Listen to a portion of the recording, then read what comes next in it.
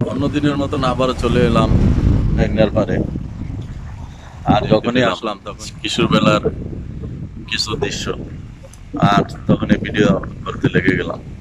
দেখতে থাকেন ভিডিও। বেলার ঐতিহ্য যে আমরা ছোটবেলায় এই ধরনের কোনো কিছু দেখলে, নদীর পাড় বা খালে শাখা দেখলে আমরা এভাবে মাথায় যাইয়া বা মাঝামাঝি যাইয়া ফাল দিতাম।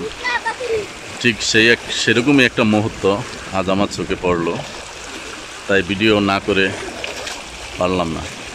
তো দৃশ্যটা দেখেন, এই যে বাচ্চাগুলা, সেই আমার ছোটবেলা বা কিশোর বেলার সেই ঐতিহ্য এই যে আজ ধরা পেল।